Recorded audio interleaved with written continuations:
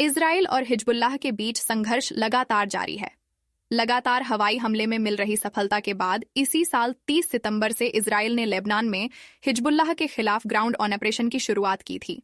शुरुआती सफलता के बाद अब जो खबरें निकलकर आ रही हैं, उसमें बताया गया है कि इजराइल को इस अभियान में काफी नुकसान उठाना पड़ रहा है।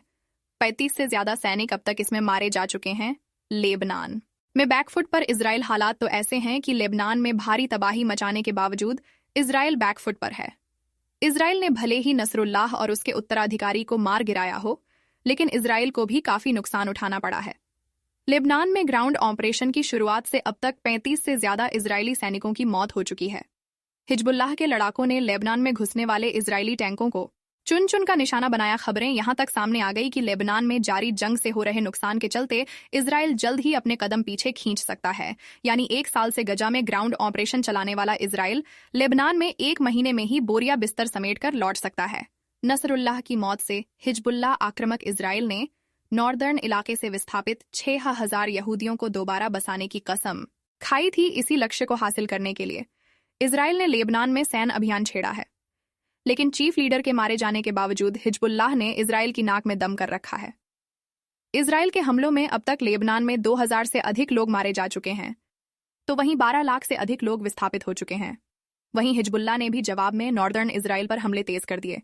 इन हमलों में कई नागरिक और इजरायली सैनिक मारे जा चुके हैं, जिसके बाद माना जा रहा है कि इजराइल हिजबुल्लाह के खिलाफ युद्ध के लक्ष्यों को हासिल कर पाने में नाकाम रहा है। नईम कासिम की ताजपोशी के तुरंत बाद धावा लेबनान में हिजबुल्लाह चीफ हसन नसरुल्लाह के खात्मे के बाद उनके भाई हासम गद्दी मिलने वाली थी, लेकिन इजराइल ने कुछ ही दिनों में सिद्दीकी का भी खेल खत्म कर दिया। मंगलवार को हिजबुल्लाह ने अपने डिप्टी नईम कासिम को सर्वे सर्वा घोषित कर दिया।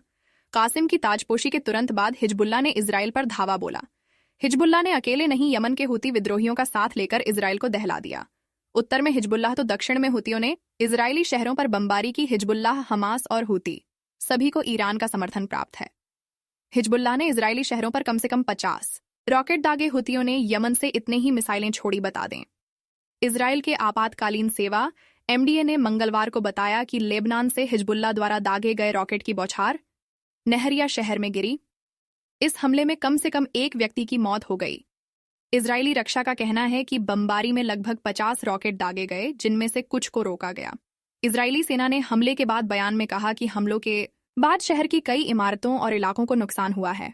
इजरायली सेना अभी भी हमले के बाद नुकसान का आकलन कर रही है।